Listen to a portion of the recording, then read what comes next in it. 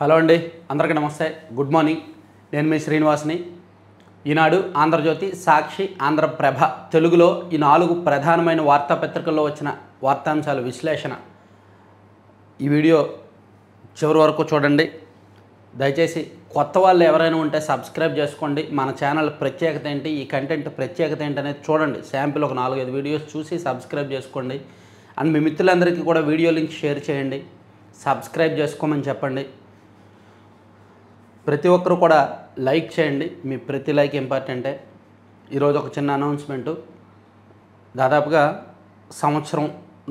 సంవత్సరం దాటి 14-15 నెలల నుంచి కూడా నేను చెప్తా ఉన్నాను కదా, మొబైల్ యాప్ తీసుకొస్తామని, ప్లస్ మ్యాగజైన్ అని కూడా చెప్తున్నాను కదా. 2026 జనవరి నుంచి మన మొబైల్ యాప్ రాబోతుంది. అండ్ 2026 జనవరి నుంచి మన మ్యాగజైన్ మార్కెట్లో రాకపోతుంది. మంత్లీ మ్యాగజైన్ స్టార్ట్ చేస్తాం. పొలిటికల్ అండ్ గవర్నెన్స్ ఈ రెండు రిలేటెడ్గా ఇప్పుడు వరకు మన దేశంలో కానీ మన రాష్ట్రంలో కానీ స్పోర్ట్స్ మ్యాగజైన్స్ ఉన్నాయి, సినిమా మ్యాగజైన్స్ ఉన్నాయి, బిజినెస్ మ్యాగజైన్స్ ఉన్నాయి. కానీ పరిపాలన అండ్ రాజకీయాలు ఈ అంశాలను విశ్లేషిస్తూ మంత్లీ మ్యాగజైన్స్ ఎక్కడా లేవు, ఇప్పుడు వరకు రాలేదు. మేబీ ఇంతకుముందు లావు రత్తయ్య గారు సుప్రభాతం అని నిర్వహించారని విన్నాను. నాకు కొంతమంది చెప్పారు. ఇప్పుడు 1980s 90sలో అయితే అది purely politics and some other. So ఇప్పుడు మనం politics plus governance means government decisions, policy decisions, cabinet decisions, పరిపాలన లోపాలు అవి. వాటితో పాటు రాజకీయాలు, గ్రౌండ్ రిపోర్ట్స్, ఇంటర్వ్యూస్, ఎక్స్క్లూజివ్ కథనాలు అనమాట. ఊహించినటువంటి కంటెంట్ ఉంటుంది దానిలో. ఏ నెల ఏమొస్తుంది అని ఎదురు చూసేలా కంటెంట్ ఇవ్వడానికి ఒక టీం, మేమంతా కూడా టీం రెడీ అయ్యాము. దీని చాలా కసరత్తు చేసాము, చాలా బ్యాక్గ్రౌండ్ వర్క్ చేసాము, చాలా పర్మిషన్స్, చాలా బడ్జెట్, ప్రీ బడ్జెట్ అంతా రెడీ చేసుకున్నాము. సో మన న్యూస్ పేపర్ అనాలిసిస్ వీడియోలు రెగ్యులర్గా చూసేవాళ్ళు మన ఛానల్ ట్రేడ్ మార్క్ కంటెంట్ కాబట్టి మీరే మనకి ఫస్ట్ నుంచి మూల స్తంభాలుగా ఉన్నారు కాబట్టి మీ సమక్షంలో ఈ వీడియోలో అనౌన్స్ చేస్తున్నాను. జనవరి 2026 నుంచి మ్యాగజైన్ అండ్ మొబైల్ యాప్ రాబోతున్నాయి. గ్రాండ్ లాంచ్ ఏమీ ఉండదు, పెద్ద ప్రోగ్రామ్ ఏమీ పెట్టను. చాలా సింపుల్గానే అనూహ్యంగానే రిలీజ్ చేసేస్తాను. ఏదో ఎవరినో పిలిపించి గ్రాండ్గా ఒక మీటింగ్ పెట్టి చేయాలని లేదు. అయితే సబ్స్క్రైబర్స్ మధ్యలో రిలీజ్ చేద్దామని అనుకుంటున్నాను. అలాగే మ్యాగజైన్ కోసం మీరు ముందుగా బుక్ చేసుకోవడానికి ఎలా బుక్ చేయాలి ఏంటనేది కూడా నేను చెప్తాను. డిజిటల్ మ్యాగజైన్ కూడా ఉంటుంది, మొబైల్ యాప్లో మ్యాగజైన్ వస్తుంది. అండ్ ప్రింటెడ్ మ్యాగజైన్స్ కూడా మీకు మీ జిల్లాల్లో, మీ పట్టణాల్లో అందుబాటులో ఉండేలాగా అండ్ మీ ఇంటికి డెలివరీ అయ్యేలాగా ప్లాన్ చేస్తున్నాము. సో ఇది ఫైనల్ అనమాట. అంటే జనవరి అనేది ఇంకా ఫైనల్. చాలా కసరత్తు జరిగింది. ఎందుకంటే మ్యాగజైన్ అంటే నాన్ ప్రాఫిట్స్ దాదాపుగా రావు. కమర్షియల్గా సక్సెస్ అవ్వడానికి చాలా కష్టం, చాలా ఖర్చు ఎక్కువ అవుద్ది. అందుకే ఇన్నాళ్ళు ఆగి దానికి సంబంధించిన బడ్జెట్ కొంత రెడీ చేసుకొని ఈవెన్ సంవత్సరం కిందటే మీ ద్వారా, మన సబ్స్క్రైబర్స్ ద్వారానే అడిగితే దాదాపుగా 3,00,000-3.5 లక్షల వరకు మీలో కొంతమంది ఇచ్చారు. దానికి నాకు వచ్చిన రెవెన్యూ ఒక 7 లక్షలు యాడ్ చేసి ఒక 10 లక్షలు నేను ఇనీషియల్గా రెడీ చేసుకున్నాను. దాంతోపాటు ఇంకొంతమంది ఇచ్చారు. ఎందుకంటే మనకి నెల ఖర్చు అవుతూనే ఉంటుంది కానీ రిటర్న్స్ రావు. అప్పుడే రిటర్న్స్ ఒక 1 year 1.5 year తర్వాత స్టార్ట్ అవుతాయి అన్నమాట. కమర్షియల్గా సక్సెస్ అవ్వాలంటే టైం పడుతుంది. అయినా సరే మనం దాన్ని ఒకసారి స్టార్ట్ చేసామంటే వెనతిరిగి వెళ్ళకూడదు కాబట్టి లాంచ్ చేస్తున్నాము జనవరి నుంచి. సరే, అది పక్కన పెట్టేస్తే దాని మీద మీ అభిప్రాయాలు అవి తెలియజేయండి. అది పక్కన పెడితే రెవెన్యూలో ఇతరులకు బ్రేక్ అని భూములు ఆ పేరుతో ఉంటే మ్యుటేషన్లు చేయరంట. సాధారణంగా మన రెవెన్యూ రికార్డ్స్లో, ల్యాండ్ రికార్డ్స్లో భూ యజమాని పేరు ఉంటుంది కదా, లేదా గ్రామకంఠం భూమనో లేదా సాగునీటికి సంబంధించిన నీటి కాలువ భూమనో ఉంటుంది కదా. అలా కాకుండా ఇతరులు అని ఉందనుకోండి, దానికి ఇంకా ల్యాండ్ మ్యుటేషన్ చేయరు. అది ప్రభుత్వం ఒక నిర్ణయం తీసుకుంది. క్షేత్రస్థాయిలో అవకతవకలపై ప్రభుత్వానికి ఫిర్యాదులు. రెవెన్యూ వెబ్లాండ్లో ఇతరులు అనే పేరుతో ఒక్కో గ్రామంలో 100 ఎకరాలు నమోదై ఉంటాయి. ఉత్తరాంధ్ర జిల్లాలో డొంకాడ తదితర పేర్లు ఉంటాయి. ఇందులో 22A నిషేధిత భూములు సహా వివిధ విభాగాల భూములు, ప్రభుత్వ ప్రైవేటు భూములు ఉంటాయి. అన్నదమ్ములు బాగా పంపిణీ చేసుకున్నా, ఏదైనా ప్రభుత్వ భూమి ఉన్నా వాటన్నింటినీ ఇందులోకి నెట్టేస్తారు. మ్యుటేషన్ చేసిన తర్వాత అందులోంచి తొలగిస్తారు. ఇలాంటి ఒక్కో గ్రామంలో 100 నుంచి 500 ఎకరాల పైనే ఉన్నాయి. రాష్ట్ర వ్యాప్తంగా లక్షల ఎకరాల విభాగంలో ఉన్నాయి. అయితే వారం నుంచి ఇతరులు అనే విభాగంలో ఉన్న వాటికి మ్యుటేషన్లు చేయట్లేదు. క్షేత్రస్థాయిలో కొందరు అధికారులు వీఆర్ఓలు అవకతవకలకు పాల్పడుతున్నట్టు ప్రభుత్వానికి ఫిర్యాదులు అందడంతో ఈ నిర్ణయం తీసుకున్నట్టు అధికారులు చెప్తున్నారు. ఎందుకంటే ఇతరులు అనే పేరు మీద ఉన్నాయి, వాళ్ళకి నచ్చిన పేరు మీదకి రాసేస్తున్నారు వీఆర్ఓలు ఎంఆర్ఓలు. అందుకని దాని మీద విపరీతంగా ఫిర్యాదులు వస్తుండడంతో ఆపారనమాట. ఇక నిన్న హైకోర్టు టీటీడీ అధికారుల మీద తీవ్ర ఆగ్రహం వ్యక్తం చేసింది. మీకు గుర్తుంది కదా, పరకామణిలో ఒక వ్యక్తి రవి అనే ఒక గుమస్తా దొంగతనం చేశాడని, పరకామణిలో డాలర్స్ దొంగతనం చేసి దొరికిపోయాడని, దానికి సంబంధించి ఆ కేసు అప్పట్లో రాజీ చేశారు కదా. హైకోర్టు ఆ కేసు మీద తీవ్ర ఆగ్రహం వ్యక్తం చేసింది. పరకామణిలో అక్రమాలు, దానిపై లోక్ అదాలత్లో రాజీ వ్యవహారంలో కౌంటర్ వేయడంలో నిర్లక్ష్యం వహించిన తీతీదే ఈవోపై హైకోర్టు తీవ్ర ఆగ్రహం వ్యక్తం చేసింది. సెప్టెంబర్ 19న కౌంటర్ వేసేందుకు సమయం కోరారని గుర్తు చేసింది. కేసు వివరాలను కోర్టు ముందుంచే ఉద్దేశం తీతీదేకి ఉన్నట్టు కనిపించడం లేదని పేర్కొంది. పరకామణిలో అక్రమాలపై చర్యలు తీసుకోకుండా మరికొంత కాలం నిద్రలోనే గడపండి అని తీతీదేను ఉద్దేశించి ఘాటుగా వ్యాఖ్యానించింది. తదుపరి విచారణ తీతీదే ఈవో తమ ముందు హాజరు కావాలని ఆదేశించింది. తీతీదే స్టాండింగ్ కౌన్సిల్లో శ్రీనివాస్ బాబా పలుమార్లు అభ్యర్థించడంతో ఖర్చుల కింద 20,000 ఏపీ న్యాయవాదుల సంఘానికి చెల్లిస్తాననే షరతుతో ఈవోకు హాజరు నుంచి మినహాయింపు ఇచ్చింది. హైకోర్టు ఆదేశాల మేరకు ఈ కేసు రికార్డులన్నింటినీ సీజ్ చేసి రిజిస్ట్రార్ వద్ద ఉంచామని సిఐడి తరపు న్యాయవాది సాయి రోహిత్ హైకోర్టుకు నివేదించారు. పరకామణిలో జరిగిన దొంగతనం కేసును దానిలో వైసీపీ ప్రభుత్వం ఉన్నప్పుడు రాజీ చేశారు కదా, లోక్ అదాలత్లో రాజీ చేసి ఆస్తులు రాయించుకున్నారు కదా. ఈ కేసు హైకోర్టులో విచారణ దశలో ఉంది. అయితే టీటీడీ తరపున కౌంటర్ వేయట్లేదు, ప్రమాణ పత్రం వేయట్లా. అందుకని హైకోర్టు కోపం వచ్చి నిన్న సీరియస్ కామెంట్స్ చేసిందనమాట. ఇక భారతదేశ చరిత్రలో అతిపెద్ద చారిత్రక ఘట్టం, 208 మంది మావోయిస్టులు లొంగిపోయారండి.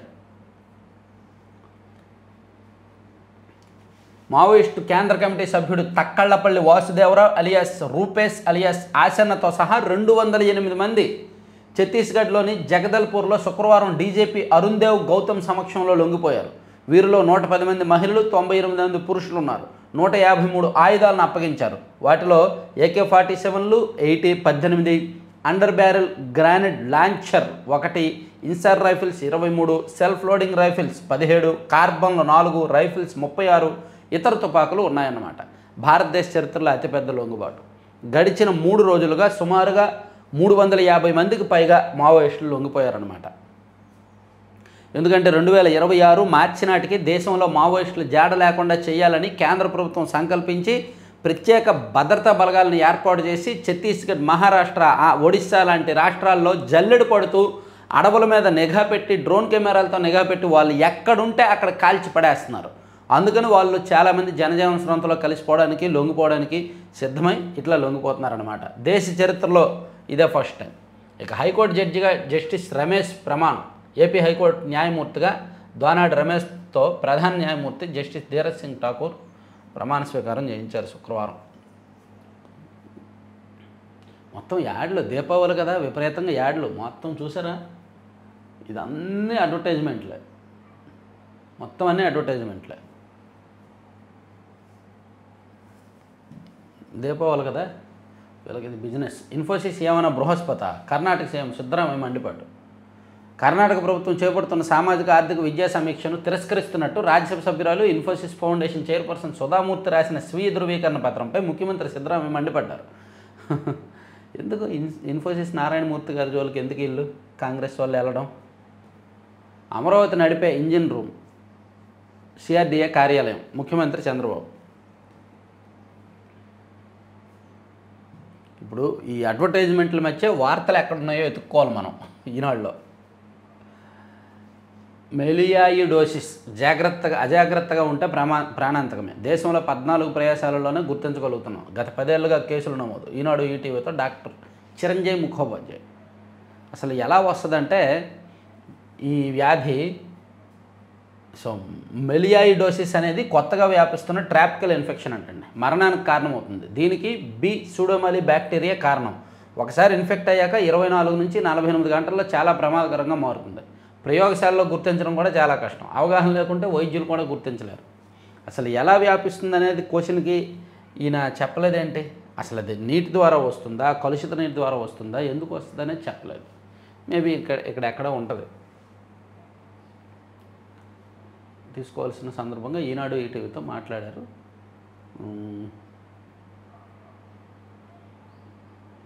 అదే కలుషిత నీరు ద్వారా వస్తుంది అనుకుంటా, రాయల. ఇక మత్స్యకారుల సమస్యల పరిష్కారానికి పవన్ కళ్యాణ్ చర్చలు. ఉప్పాడ తీర ప్రాంతంలో మత్స్యకారుల జీవన ప్రమాణాలు మెరుగుపరిచేందుకు తీసుకోవాల్సిన చర్యలపై రాష్ట్ర ఉప ముఖ్యమంత్రి పవన్ కళ్యాణ్ శుక్రవారం అధికారులతో శాస్త్రవేత్తలతో చర్చించారు. సేనతో సేనాని మన నేల కోసం కలిసి నడుద్దాం జనసేన కొత్త కార్యక్రమం అంట. రాజకీయ వ్యవస్థలో నవతరం యువతను భాగస్వామ్యం చేసేందుకు జనసేన వినూత్న కార్యక్రమం నిర్వహించబోతోంది. సేనతో సేనాని మన నేల కోసం కలిసి నడుద్దాం అనే కార్యక్రమంలో ఔత్సాహిక యువకులు తమకు వచ్చిన అంశాన్ని ఎంచుకొని సేవలు అందించే అవకాశాన్ని ఈ వేదిక కల్పిస్తోందని ఉప ముఖ్యమంత్రి గారు కార్యాలయం చెప్పిందంట. గ్రామ వార్డు సచివాలయ సిబ్బందికి జాబ్ చార్ట్ 7 అంశాలతో పనులు అప్పగిందంట.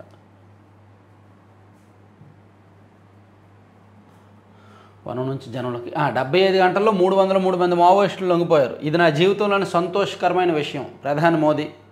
పర్యాటక ఆరోగ్య ఆతిథ్య గమ్యస్థానం విశాఖ. ఋషికొండ భవనాలు భూముల అభివృద్ధికి ప్రఖ్యాత ఆతిథ్య సంస్థల ఆసక్తి. జోధ్పూర్లోని ఉమైద్ భవన్లా అభివృద్ధి చేసేందుకు ముందుకు. పర్యాటక అభివృద్ధి సంస్థ అభిప్రాయ శాఖను 45 మంది హాజరు.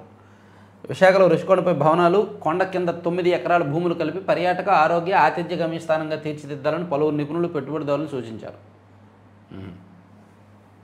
ఇక మ్యాక్ అసెంబ్లీ విద్యార్థుల ఎంపికకు పోటీలు. గట్టు వదలని అక్రమార్కులు. 27 నుంచి ధాన్యం కొనుగోలు. ఖరీఫ్లో 51 టన్నుల ధాన్యం సేకరణ లక్ష్యం. పౌర సరఫరాల శాఖ మంత్రి నాదెళ్ల మనోహర్. ఇక అనుమతులు తీసుకొని భవనాల క్రమబద్ధీకరణకు పచ్చజెండా. ఒడ్డర్లకు మైనింగ్ లీజుల్లో రిజర్వేషన్.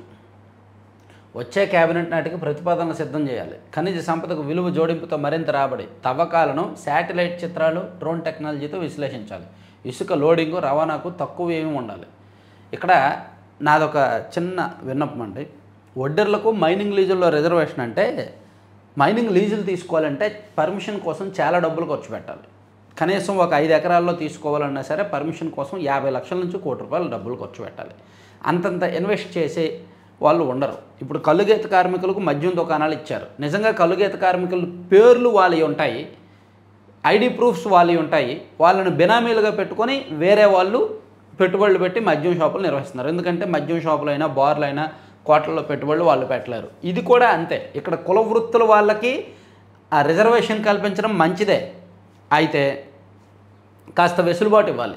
అవసరమైతే బ్యాంకు నుంచి లోన్లు ఇవ్వాలి. ఇప్పుడు రిజర్వేషన్ కల్పిస్తున్నారు, ఓకే, లీజుల్లో. వీళ్ళకి బ్యాంకు నుంచి లోన్లు ఇవ్వండి, రాయితీ రుణాలు ఇవ్వండి, లేదా తక్కువ వడ్డీకి రుణాలు ఇవ్వండి. అప్పుడు కదా రిజర్వేషన్కి న్యాయం జరుగుద్ది. మీరేమంటారు? ఇప్పుడు కల్లుగీత కార్మికులకి మద్యం దుకాణాల్లో వాటాలు ఇచ్చిన, రిజర్వేషన్లు ఇచ్చిన, ఒడ్డర్లకు మైనింగ్ లీజుల్లో రిజర్వేషన్లు ఇచ్చిన వాళ్ళు పెట్టుబడి పెట్టడానికి కనీసం 50 లక్షల ₹1,00,00,000 ఉండదు కదా. అంతంత ఎక్కడ ఉంటుంది? అలా ఉండదు కాబట్టి బ్యాంకు నుంచి లోన్లు ఇప్పించాలి తక్కువ వడ్డీకి. అప్పుడు వాళ్ళకి లాభాలు, వచ్చిన లాభాల నుంచి ఉంటాయి, వాళ్ళ కుటుంబాలు బాగుపడతాయి. కానీ అలా జరగదన్నమాట. ఎందుకంటే తెర వెనుక వీళ్ళని బినామీలుగా పెట్టుకొని వీళ్ళు కథ నడిపిస్తారు నాయకులు. సో ఇది అంటే నేను కొంచెం పచ్చిగా జరిగేది ప్రాక్టికల్గా చెప్తున్నా. ఇక లీజుల కేటాయింపులో ఏం జరుగుతుందో చూసుకోరా. గనుల శాఖ మంత్రి అధికారులకు సీఎం క్లాస్. లీజుల కేటాయింపులో ఏం జరుగుతుందో చూసుకోరా. వీటి వెనక ఎవరున్నారు, ఆ లీజులను ఎలా దక్కించుకున్నారని పరిశీలించరా. గనుల శాఖలో ఏం జరుగుతోంది అంటూ సీఎం చంద్రబాబు ఆ శాఖ మంత్రి అధికారులు క్లాస్ తీసుకున్నారు. గనుల శాఖపై సమీక్ష సందర్భంగా నిన్న ఈనాడులో వచ్చిన వార్త మీద కాస్త సీరియస్ డిస్కషన్ జరిగిందంట. ఇక ప్రధానికి వినతిపత్రం ఇచ్చినట్టు వైకాపా తప్పుడు ప్రచారం. కర్నూలుకు వచ్చిన ప్రధానికి వినతిపత్రం ఇచ్చినట్టు కొందరు వైకాపా నాయకులు సామాజిక మాధ్యమాల్లో తప్పుడు ప్రచారాలు చేసుకుంటున్నారని టీజీ భరత్ ధ్వజమెత్తారు. అక్రమంగా నిర్బంధించి చితకబాదడం అలవాటుగా మారింది. పోలీసుల తీరుపై హైకోర్టు ఘాటు వ్యాఖ్యలు. పౌరులను అక్రమంగా నిర్బంధించి చితకబాదడం పోలీసులకు అలవాటుగా మారిందని హైకోర్టు ఘాటుగా వ్యాఖ్యానించింది. ఇది సాక్షిలో హైలైట్ చేశాడు. సాక్షిలో ఈరోజు అదే హైలైట్ వార్త. ఇదిగోండి. కదలలేని విధంగా కొడతారా? రాష్ట్రంలో పోలీసు తీరుపై నిప్పులు చెలిగిన హైకోర్టు. పౌరులను పోలీస్ స్టేషన్కు పిలిపించడం, నిర్బంధం, చితకబాదడం పరిపాటైపోయింది. నిజానికి పోలీసులు ఒకప్పుడులో లేరండి. పోలీస్ స్టేషన్లో కొట్టడానికి అంత ఇష్టపడట్లా పోలీసులు. ఎందుకంటే రాష్ట్రంలో ప్రతి పోలీస్ స్టేషన్లో కూడా సీసీ కెమెరాలు ఉన్నాయి. ఆ సీసీ కెమెరాలు అన్నీ కూడా సెంట్రల్గా హైకోర్టు రిజిస్ట్రీకి కనెక్ట్ అయి ఉన్నాయంట. ఒక్క 2 నిమిషాలు ఆ సీసీ కెమెరా ఆగినా సరే అది హైకోర్టు దృష్టికి సమాధానం చెప్పుకోవాలి ఆ స్టేషన్ సిఐ కానీ ఎస్ఐ కానీ. రాష్ట్రంలోని ప్రతి స్టేషన్లో ఒకవేళ పోలీసులు కొట్టాలంటే ఏం చేస్తారో తెలుసా, సీసీ కెమెరాలు కవర్ చేయని ఏది దాని బ్యాక్ సైడ్ స్టేషన్ బ్యాక్ సైడ్కి తీసుకెళ్ళి కొడుతున్నారు, అక్కడ కవరేజ్ ఉండట్లేదు కాబట్టి. సో ఇప్పుడు సోషల్ మీడియా కేసుల్లోనూ చిన్న చిన్న కేసుల్లోనూ కొట్టేస్తున్నారు. ఇప్పటికీ పిటిషనర్ కదలలేని స్థితిలో ఉన్నారు. చట్టాన్ని చేతుల్లోకి తీసుకోవడం అలవాటైపోయింది. పోలీసులపై ఫిర్యాదు చేస్తే కేసు పెట్టరా, మీకు మీరే తప్పుడు కేసు అని పక్కన పెట్టేస్తారా, సంబంధిత కోర్టులో తుది నివేదిక దాఖలు చేయరా, అది పిటిషనర్ హక్కులను హరించడమేనని కొన్నారు. కోర్టులో స్వయంగా హాజరైన కర్నూలు ఎస్పీ విక్రాంత్ పాటిల్. ఇటీవల మంగళగిరి సిఐ హైకోర్టు డ్రైవర్ను కొట్టారు. దీనిపై డ్రైవర్ ఫిర్యాదు చేసినా కూడా కేసు నమోదు చేయలేదు. మేము జోక్యం చేసుకుని ఎస్పీని పిలిస్తే అప్పుడు మాత్రమే ఎఫ్ఐఆర్ నమోదు చేశారు. అయితే కొట్టిన సీఐని నిందితుడిగా చేర్చలేదు. మా జోక్యం తర్వాతే సీఐని నిందితుడిగా చేర్చారు. ఫిర్యాదుదారుని నిబంధనల ప్రకారం వైద్య పరీక్షలకు కూడా పంపలేదు. ఆ తర్వాత దర్యాప్తును పక్కన పడేశారు. డీజీపీని పిలిపిస్తే ఆ తర్వాత సీఐని వీఆర్కు పంపారు. పోలీసులు వ్యవహరించాల్సిన తీరు ఇదేనా అని పోలీస్ వ్యవస్థ మీద హైకోర్టు ఘాటు వ్యాఖ్యలు చేసింది. నిజంగా రాష్ట్రంలో పోలీస్ వ్యవస్థ బాలేదు. మరీ నిర్లక్ష్యంగా ఉన్నారు, మరీ ఏకపక్షంగా ఉన్నారు. నిన్న మన ఛానల్లో అదే చేశాం. పవర్ అండ్ పరువు పోతోంది, పోలీసులు అనితమ్మ చూసుకోవాలిగా అని చెప్పి ఒక వీడియో చేశాం. కోర్స్ దానికి వ్యూస్ పెద్దగా రాలేదనుకో. పొలిటికల్ స్పైసీ అయితే వ్యూస్ బీభత్సంగా వస్తాయి. ఇటువంటి సబ్జెక్ట్ ఎందుకు వస్తాయి? రాష్ట్రంలో పోలీసులు వ్యవహరిస్తున్న తీరు సరిగ్గా లేదు. హోంశాఖ కొన్ని విభాగాల్లో ఫెయిల్ అవుతుంది. శాంతి భద్రతలు బాగానే ఉన్నప్పటికీ హోంశాఖ ఫెయిల్ అవుతుంది. దాని మీద మనం నిన్న అనలైజ్ చేసాం. ఎందుకంటే హైకోర్టు వారానికి ఒక కేసును పట్టుకొని పోలీసులను ఉతికారేస్తుంది తెలుసా పోలీసింగ్ మీద. సో అది సాక్షిలో హైలైట్ చేశారు. తర్వాత హైకోర్టు న్యాయమూర్తిగా జస్టిస్ రమేష్ ప్రమాణం చేశారు. ఇక అది నకిలీ మద్యమే, ల్యాబ్ పరీక్షల సాక్షిగా బట్టబయలు. గుంటూరులోని ప్రయోగశాల నిర్ధారణ, నీళ్లు, స్పిరిట్, రంగు, రుచి, రసాయనాలతో నకిలీ మద్యం. 45 మద్యం శాంపిల్స్ పంపిన ఎక్సైజ్ అధికారులు. అన్ని శాంపిల్స్లోనూ నకిలీ మద్యమేనని స్పష్టీకరణ. అండర్ ప్రూఫ్, ఓవర్ ప్రూఫ్లో భారీ వ్యత్యాసం. ఏ విధమైన నాణ్యతా ప్రమాణాలు పాటించలేదని వెల్లడి. ల్యాబ్ రిపోర్ట్ తీవ్రత తగ్గించి చూపేందుకు మల్లగొల్లాలు. ఏముంది, అది నకిలీ మద్యం అనే కదా పట్టుకున్నారు. ఇంకా అది నకిలీ మద్యమని నిర్ధారించడం ఏంటి?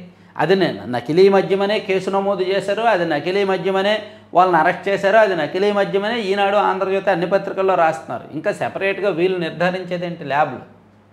సో ప్రమాదకర రసాయనాలు ఉన్నాయి అని రాసుకొచ్చారు. తర్వాత ఇది పత్రికా స్వేచ్ఛపై దాడే. ఏమండి, మీరు గత ప్రభుత్వం ఉన్నప్పుడు ఏమైపోయారండి? జర్నలిస్టులు, ప్రజా సంఘాల నాయకులు లాస్ట్ గవర్నమెంట్ ఉన్నప్పుడు ఏమయ్యారండి? అప్పుడు పత్రికా స్వేచ్ఛ మీద దాడి జరగలేదండి? అప్పుడు టీవీ5 ఏబిఎన్ని ఎందుకు క్లోజ్ చేయించారండి? రాష్ట్ర వ్యాప్తంగా కథం తొక్కిన జర్నలిస్టులు, సాక్షిపై కక్ష సాధింపు తగదని నినాదాలు, అక్రమ కేసులు బనాయించడంపై ప్లకార్డులతో ర్యాలీలు, భావ ప్రకటన స్వేచ్ఛను హరించొద్దని హితవు. ఎడిటర్, జర్నలిస్టులపై పెట్టిన కేసులు ఎత్తేయాలని డిమాండ్. జిల్లాల కలెక్టర్లు, ఉన్నతాధికారులకు వినతి పత్రాలు. మద్దతు పలికిన ప్రజా సంఘాల నేతలు.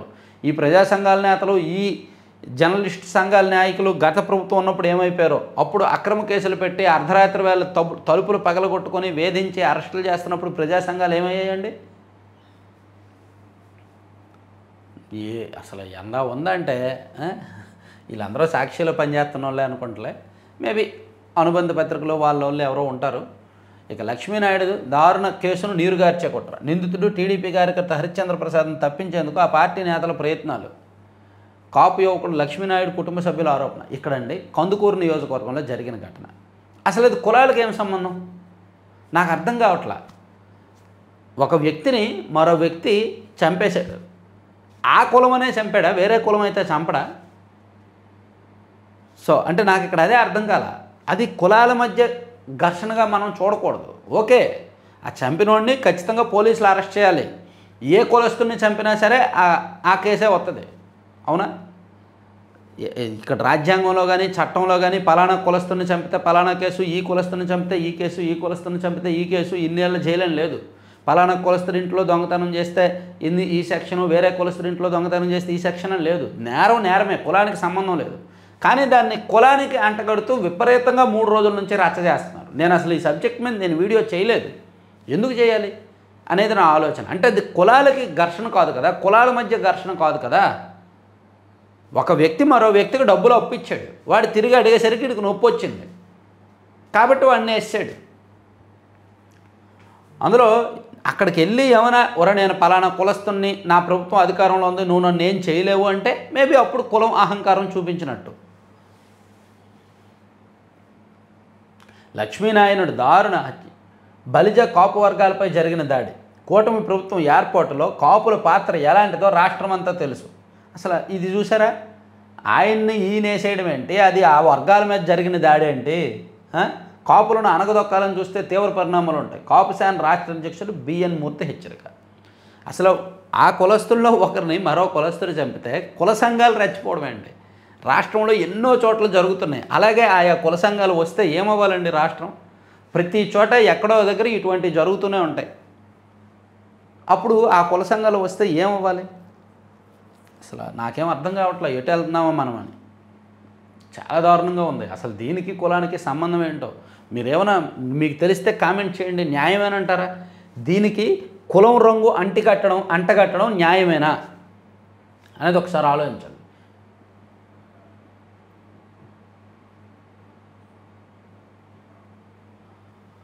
దేశ సాయుధ విప్లవ చరిత్రలో అతిపెద్ద లొంగుబాటు ఇందాక చెప్పుకున్నాం. గిరిజన విద్యార్థుల మరణాలు ప్రభుత్వ నిర్లక్ష్యం వల్లే. శాసనమండలిలో విపక్ష నేత బొత్స సత్యనారాయణ మండిపాటు. చికిత్స పూర్తి కాకుండా పిల్లలను ఎందుకు ఇళ్లకు పంపిస్తున్నారని ప్రశ్న. మృతులకు కుటుంబాలకు పార్టీ తరపున 5 లక్షల చొప్పున సాయం అందజేత. ప్రభుత్వం 25 లక్షల ఎక్స్గ్రేషియా ప్రకటించాలని డిమాండ్. వైసీపీ దగ్గర ఉన్న డబ్బులు ప్రభుత్వం దగ్గర లేవుగా. ఇక నకిలీ మద్యం కేసులో జనసేన నేత దేవబొత్తుల నాగబాబు. నకిలీ మద్యం తయారీకి ప్రభుత్వం అనుమతి ఉందన్నారు. వాటర్ ప్లాంట్లో కూలీ పనులని చెప్పి రప్పించారు. నెలకు 15,000 ఇస్తామన్నారు. కస్టడీలో నిందితులు వెల్లడి అంట. సో ఇవన్నీ సాక్షిల వార్తలు. నెక్స్ట్ పేజీకి వెళ్దాము. కదలలేని విధంగా కొడతారా, ఏళ్ల తరబడి కౌంటర్ దాఖలు చేయరా, అది నకిలీ మద్యం. ఫస్ట్ పేజీ ఇచ్చారా. ఏ తప్పు చేయకుండా జైల్లో మొగ్గుతున్నారు. అవును, అస్సలు తప్పు చేయలేదు. అస్సలు షెల్ కంపెనీలు పెట్టలేదు. అస్సలు ఆ షెల్ కంపెనీలో ఒక డబ్బులు రాలేదు. అసలు ఆ షెల్ కంపెనీల నుంచి వీళ్ళకి డబ్బులు రాలేదు. అస్సలు హైదరాబాద్ నుంచి ఏది వెంకటేష్ నాయుడు అనే వ్యక్తి మూటల కట్టల వీడియోలు తీసి రిలీజ్ చేయలేదు. అస్సలు మీరు ఆ మద్యం డబ్బులు జనాలకు పంచలేదు. అదేగా మీరు చెప్తుంది. అసలు మీరు అమాయకులు.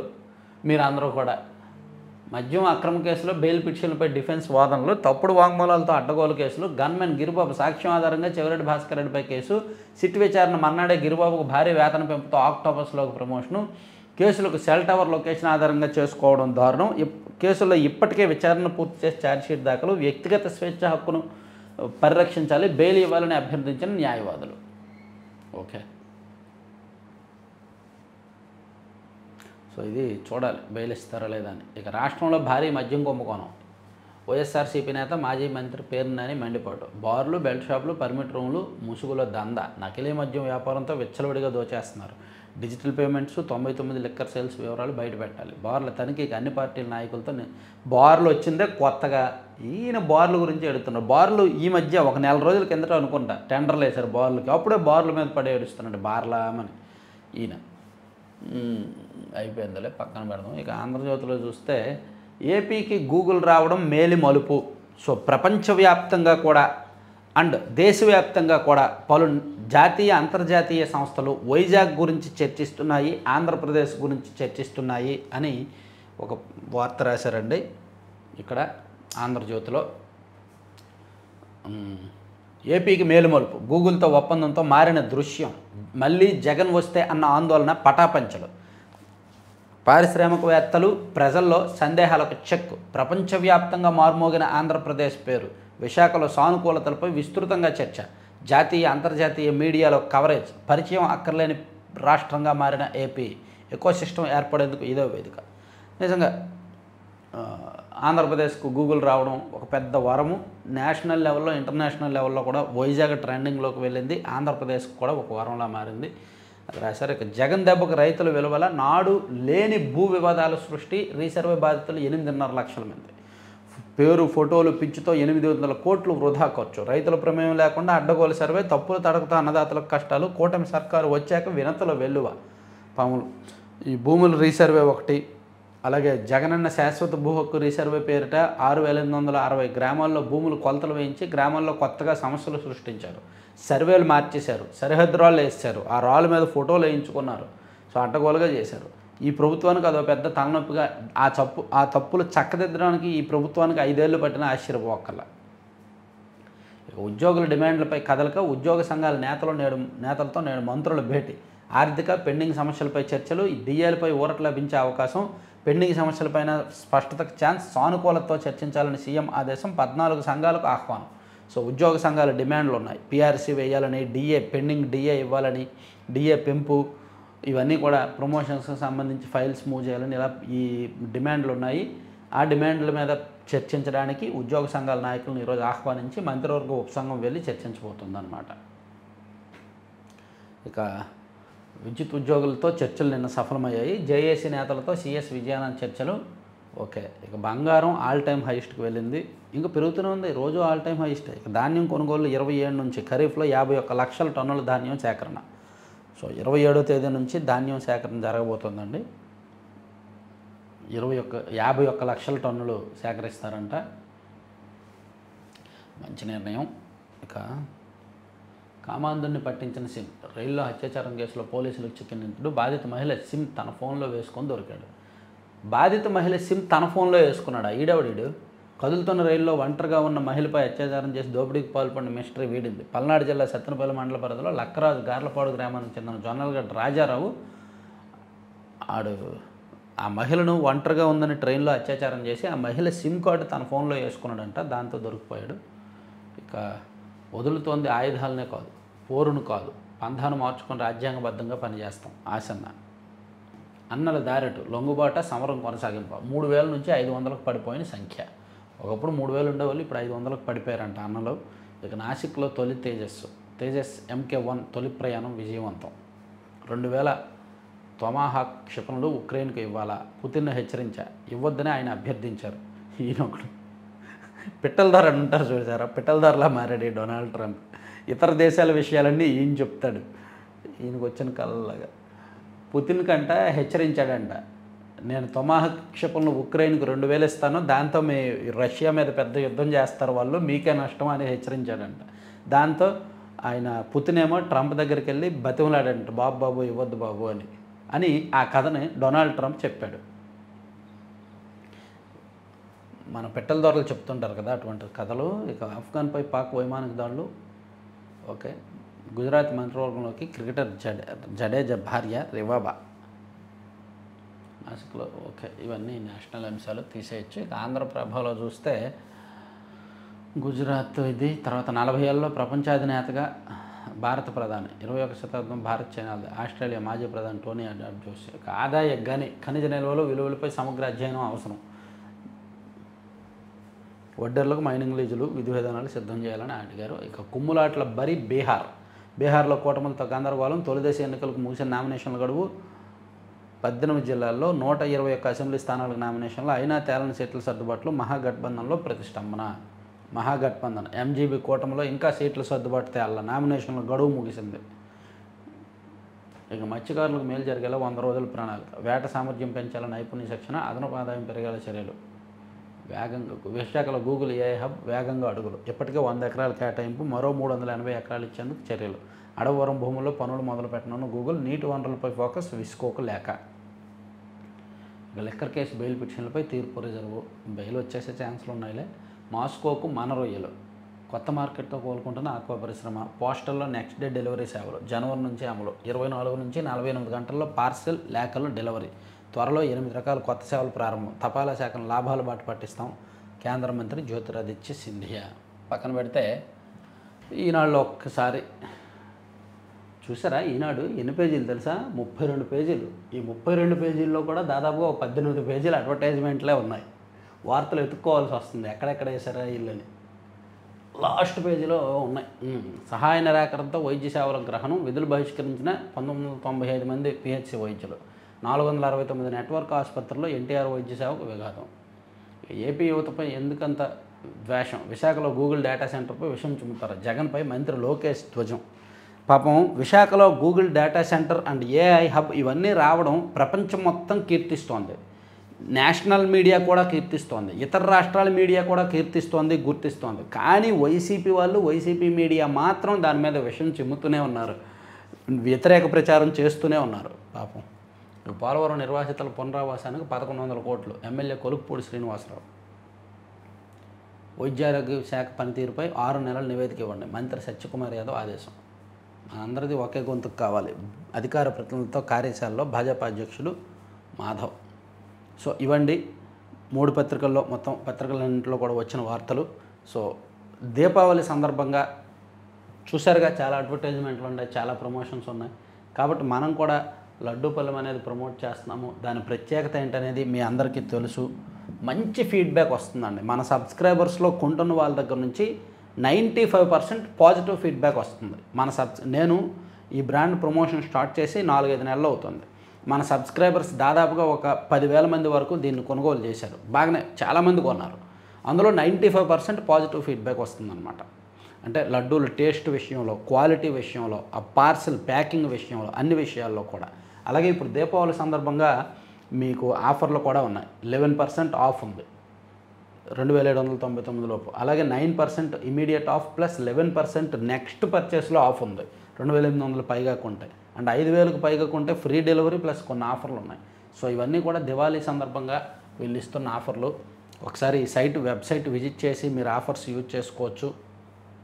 లేదా 9997839994 కాల్ చేసి మీరు ఆర్డర్ చేయండి. వీళ్ళ దగ్గర దొరికే ప్రోడక్ట్స్ మీకు మళ్ళీ చెప్తున్నా 2 తెలుగు రాష్ట్రాల్లో ఎక్కడా దొరకవు. ఇప్పుడు వీళ్ళ దగ్గర దొరుకుతున్న ప్రోడక్ట్స్, వీళ్ళు తయారు చేస్తున్న ప్రోడక్ట్స్, వీళ్ళు ఒక 15 మంది మహిళలు కలిపి ఒక చిన్నపాటి ఫుడ్ మ్యానుఫ్యాక్చరింగ్ జోన్ పెట్టుకొని దానికి ట్రైనింగ్ తీసుకొని ప్రొఫెషనల్గా తయారు చేస్తున్నారు. ప్యాకింగ్ మొదట్లో స్టార్ట్ చేసిన కొత్తలో ప్యాకింగ్ డెలివరీకి ఇబ్బందులు వచ్చాయి. కానీ ఇప్పుడు అదేమీ లేదు. ప్యాకింగ్ కూడా బాగుంది, హైజీనిక్ ప్యాకింగ్ ఉంది. అండ్ డెలివరీ కూడా వితిన్ 2 డేస్లోనే అవుతుందన్నమాట. సో మీరు చూడొచ్చు, ఏబీసీ పౌడర్ మీకు ఎక్కడా దొరకదు. ఇది యాపిల్, బీట్రూట్, క్యారెట్ పౌడర్. అలాగే ఆల్మండ్ లడ్డూలు కానీ, క్యాష్యూ లడ్డు, డేట్స్ పౌడర్. అలాగే డేట్స్ పౌడర్, ఒక డ్రై డేట్స్ పౌడర్ అనమాట అది. ఇలా గోందు లడ్డు, ఇది కూడా మీకు బయట ఎక్కడ ఉండదు. అలాగే జొన్నతో చేసిన హాట్ స్నాక్స్, జొన్న. అలాగే కొర్రతో చేసిన హాట్ స్నాక్స్, అలాగే కొర్ర లడ్డూలు. అలాగే మల్టీగ్రెయిన్తో చేసిన హాట్ స్నాక్స్, మల్టీగ్రెయిన్. అలాగే మొరింగా లడ్డు పౌడర్. సో ఇవన్నీ కూడా వీళ్ళ దగ్గర మాత్రమే దొరుకుతున్నాయి. సో వీలైతే వెబ్సైట్ విజిట్ చేసి బుక్ చేయండి. లేదా 9997839994 ఈ నెంబర్కి మీరు వాట్సాప్లో మెసేజ్ చేయొచ్చు. సో మనకి త్వరలోనే ఫ్రాంచైజీలు కూడా రాబోతున్నాయి. అయితే ఫ్రాంచైజీ మోడల్ ఏంటి అంటే ఇంకా కొత్త ప్రోడక్ట్స్ తీసుకురావడానికి వీళ్ళు రీసెర్చ్ చేస్తున్నారు. అందుకే ఫ్రాంచైజీలు లేట్ అవుతున్నాయి అన్నమాట. నిజానికి ఫ్రాంచైజీలు ఇవ్వాలని డిసైడ్ అయ్యారు 2 months బ్యాక్. కానీ కొత్త ప్రోడక్ట్స్ లాంచ్ చేయడం వలన, దాని మీద రీసెర్చ్ జరుగుతుండడం వలన కొంతకాలం ఫ్రాంచైజీలు ఆపారనమాట. మేబీ జనవరి నుంచి వీళ్ళు కొత్త ఫ్రాంచైజీలు కూడా స్టార్ట్ చేసే ఆలోచనతో ఉన్నారు. Thank you very much.